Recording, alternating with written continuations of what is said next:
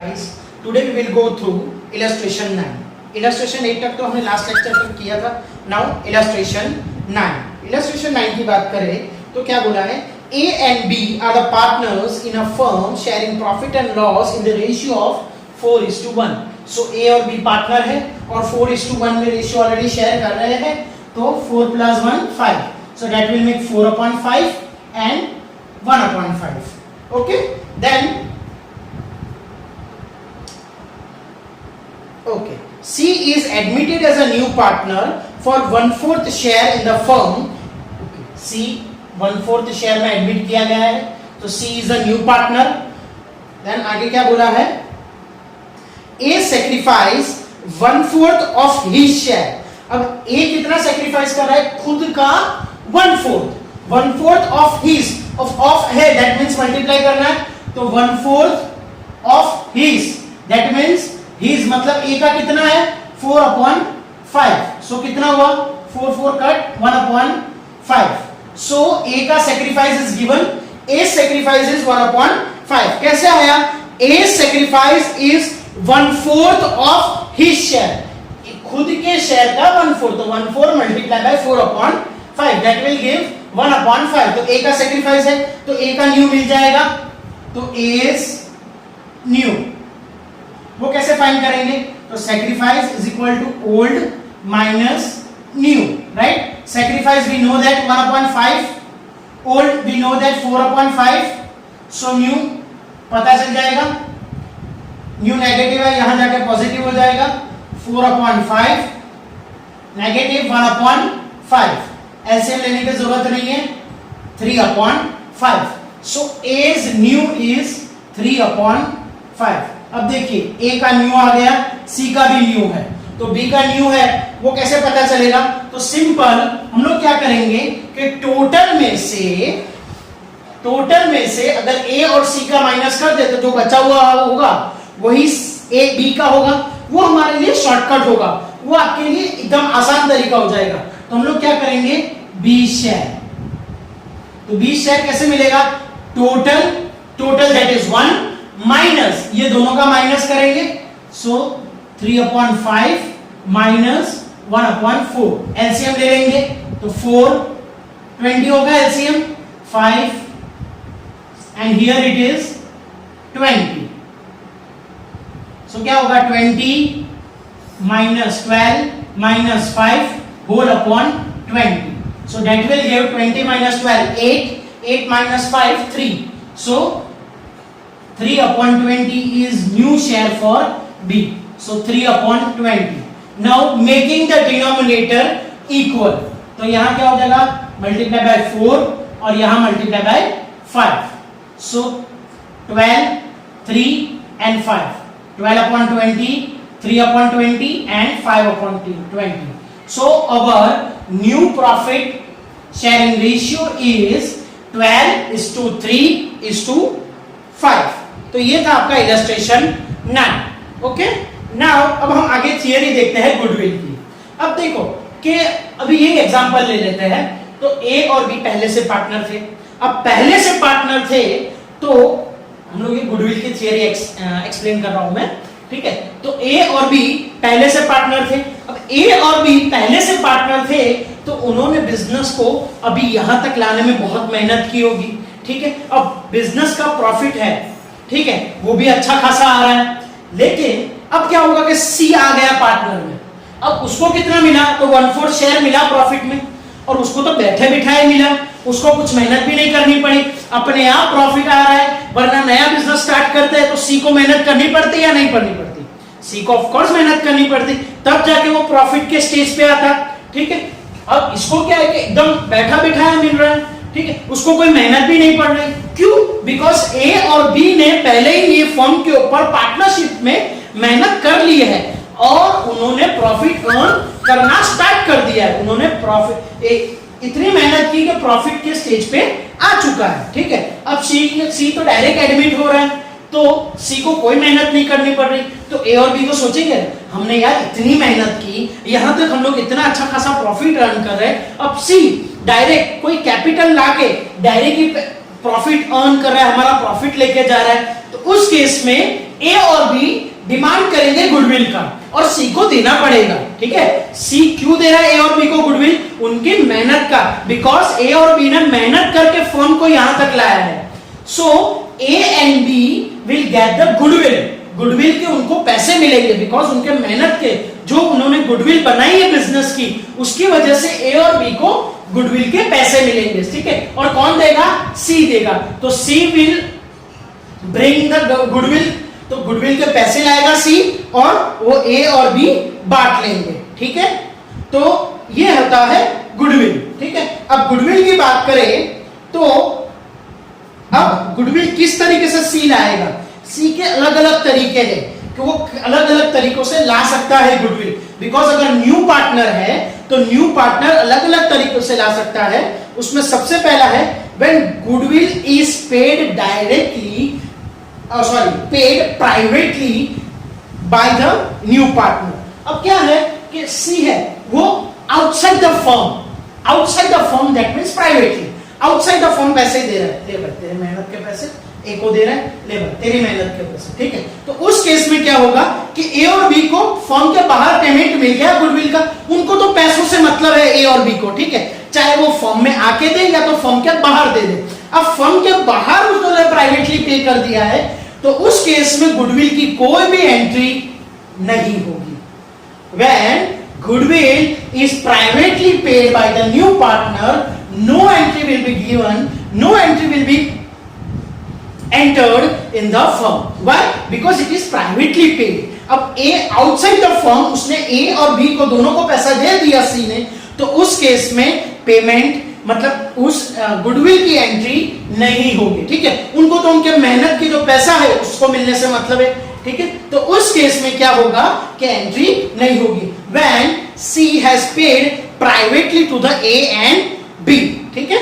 Okay. Then second one is when the premium for goodwill is brought in cash or kind by the new partner and it is received in the retained in the business। अब ये क्या बात हुई कि C है वो goodwill ला रहा है, premium of goodwill, premium of goodwill means goodwill का पैसा ला रहा है या तो कोई ऐसी चीज ला रहा है, चाहे बिल्डिंग ला रहा हो, लैंड ला रहा हो। मान लो कि 4 लाख की गुडविल है तो 4 लाख की लैंड ला दी, सी ने 4 लाख की लैंड रख दी कि भाई तुम्हारे गुडविल का पैसा है, वो 4 लाख मैंने रख दिए, ठीक है। तो उस केस में ये क्या हो कि सी गुडविल के पैसे ला रहा है, वो भी कहां ला रहा है? बिजनेस में ला रहा है। अगर बिजनेस में वो पैसे ला रहा है तो उस केस में एंट्री होगी, उस केस में एंट्री होगी। और ये जो गुडविल के पैसे मिलेंगे वो ए और बी डिस्ट्रीब्यूट कर लेंगे, ए और बी डिस्ट्रीब्यूट कर लेंगे, ठीक है।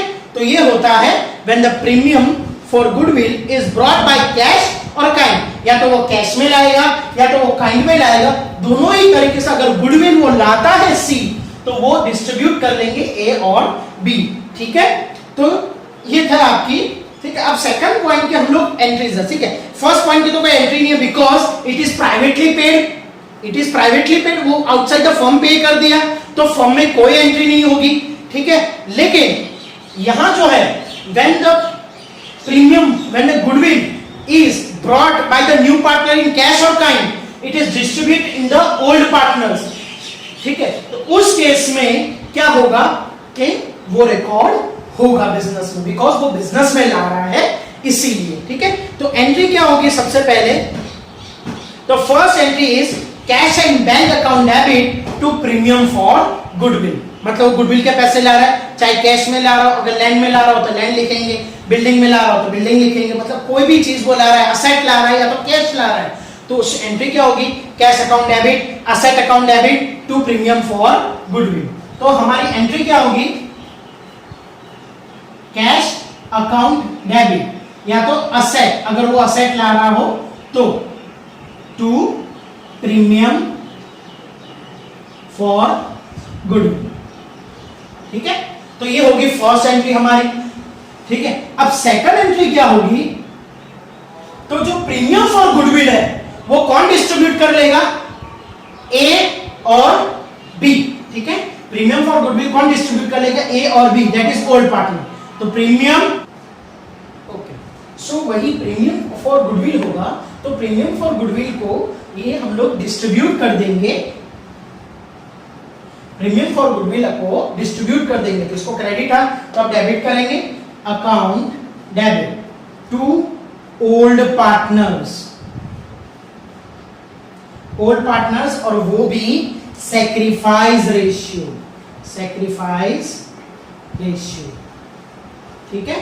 तो क्या होगा, so premium for goodwill account debit to old partners, old partners कौन होगा यहाँ, ए एंड बी, और वो भी कैसे करेंगे, इन सैक्रिफाइस रेशियो, मतलब सी, अगर नया पार्टनर जितना भी गुडविल का पैसा लाता है वो ओल्ड पार्टनर्स अपने आप बांट लेंगे, डिस्ट्रीब्यूट कर लेंगे, और वो भी सैक्रिफाइस रेशियो में, ठीक है। तो अब हम करेंगे इलस्ट्रेशन 10, आगे illustration 10. Ahana and Amina are the partners sharing profit and loss in the ratio of 3:2. So 3:2 already दिया हुआ है, so 3 plus 2 5, तो 3/5 and 2/5, ठीक है। अब आगे देखते हैं, they admitted Aman as a new partner for 1/4 share.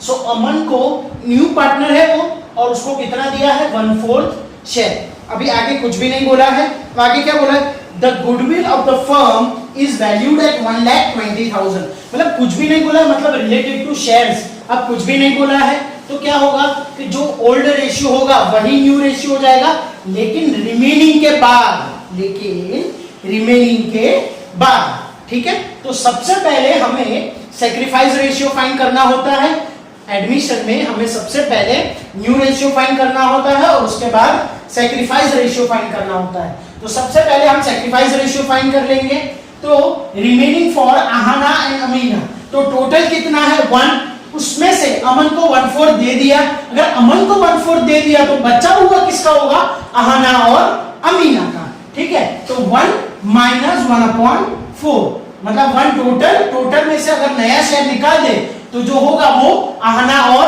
Amina का होगा, सो 1/1 into 4 into 4 और into 1, ठीक है। तो क्या हो जाएगा, 4 minus 1/4, so that will make 3/4. so Aahana और अमीना का दोनों का मिला के कितना है, 3/4। मैंने पहले बोला कि इलस्ट्रेशन 1 to 9 है वो बड़े सम्स में भी यूज होगा, ठीक है। अभी ये भी और शॉर्ट सम है, इसके बाद जो बड़ा वाला सम होगा जो 8 मार्क्स का होगा, बैलेंस शीट भी बनानी होगी, उसमें भी ये सारे रेशियोज यूज होंगे। मतलब क्या कर रहे हैं, पहले ये लोग छोटा छोटा सम्स, मतलब शॉर्ट सम सिखा रहे, फिर एक साथ सारे शॉर्ट सम एक ही बड़ा सम बना देगा वो, ठीक है। तो सारे शॉर्ट सम्स मिला के एक बड़ा सम बनेगा, ठीक है। नाउ आहाना's न्यू शेयर, तो हम सबसे पहले आहाना न्यू शेयर और अमीना, सो 3/4 जो आया वो आहाना और अमीना दोनों का मिला के है, ठीक है। तो आहाना का न्यू शेयर फाइंड करेंगे और अमीना का न्यू शेयर फाइंड करेंगे, तो क्या करेंगे, 3/4 एंड 3/4 ये दोनों का है, आहाना और अमीना का दोनों का मिला के है। अब इसको क्या करेंगे, न्यू से मल्टीप्लाई करेंगे, सॉरी ओल्ड से मल्टीप्लाई करेंगे ताकि आपको न्यू शेयर मिल जाएगा। बिकॉज कुछ भी नहीं बोला है तो आपको क्या करना है, रिमेनिंग फाइंड करना है। रिमेनिंग क्या करोगे, 1 माइनस अमान 1/4, तो आपका 3/4 मिल गया।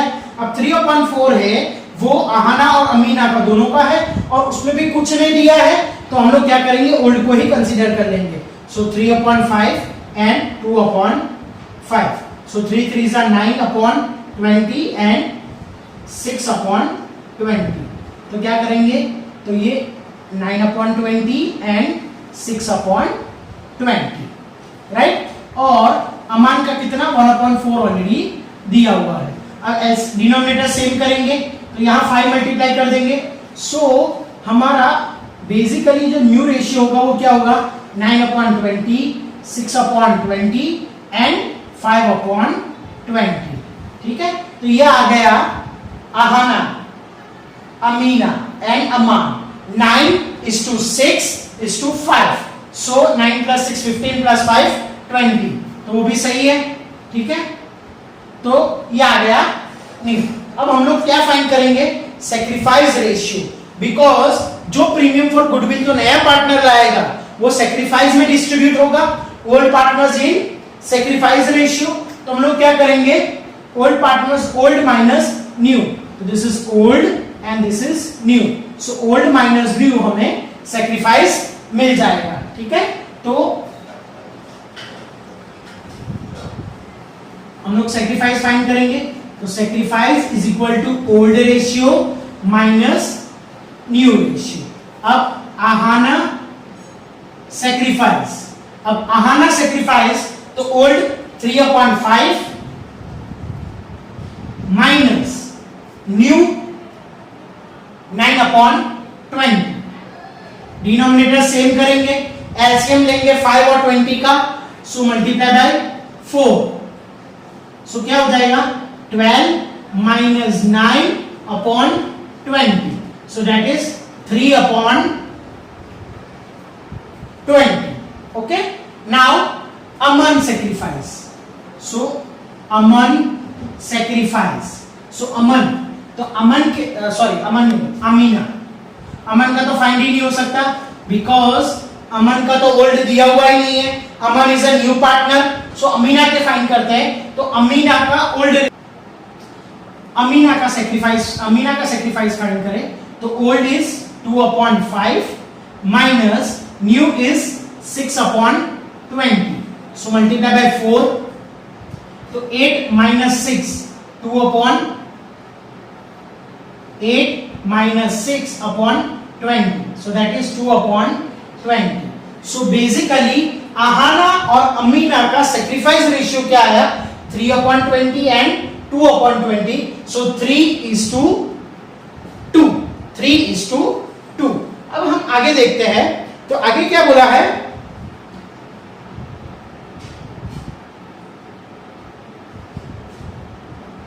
Aman has bring 50,000 as a capital and his share of goodwill in cash.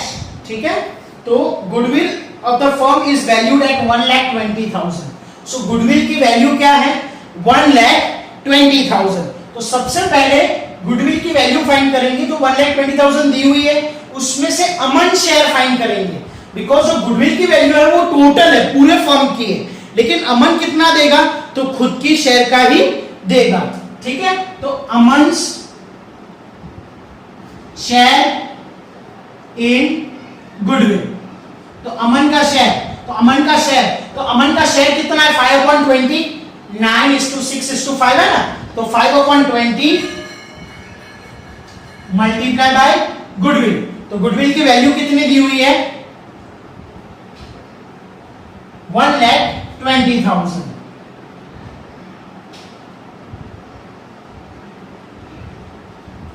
सो 30,000 अमन का शेयर आया गुडविल में, राइट। अब यहां देखिए क्या बोला है कि goodwill of the firm is valued at 1,20,000, उसमें से अमन का शेयर हमने फाइंड कर लिया।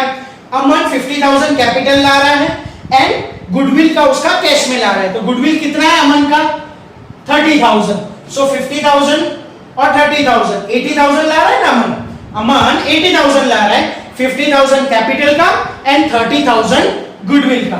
सो हमारे लिए एंट्री क्या होगी, cash account debit 80,000 to Aman capital 50,000 and to premium for goodwill 30,000, ठीक है।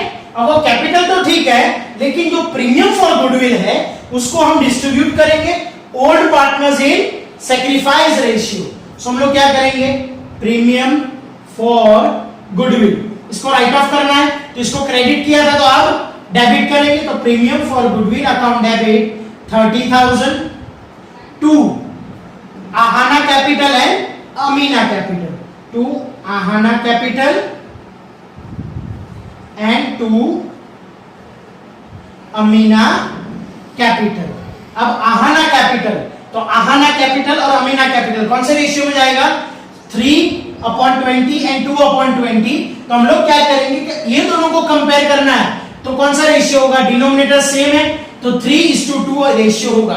तो प्रीमियम फॉर गुडविल है वो कौन सा रेशियो होगा 3:2, तो आहाना एंड अमीना, ठीक है, 3:2, तो 30,000 अपॉन 3/5 और अमीना कितना होगा 30,000 इंटू 2/5।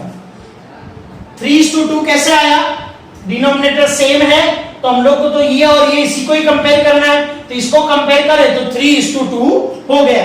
याद रखिए कंपेयर करने से पहले दोनों का डिनोमिनेटर सेम होना चाहिए। सो 3:2 आ गया, तो 3:2 मतलब 3 + 2 5, सो 3/5 एंड 2/5, तो 18,000 and 12,000। So Aahana is 18,000 and 12,000।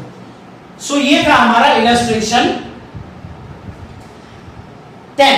अब देखिए यहां क्या बोला है कि कैश में लाया 80,000, 50,000 कैपिटल का, प्रीमियम फॉर गुडविल 30,000, और वो 30,000 है वो आहाना और Amina that is old partners sacrifice ratio में डिस्ट्रीब्यूट कर देंगे। ओल्ड एंड सैक्रिफाइस याद रखना है, जो प्रीमियम फॉर गुडविल है वो क्या होगा, ओल्ड एंड सैक्रिफाइस में, ठीक है।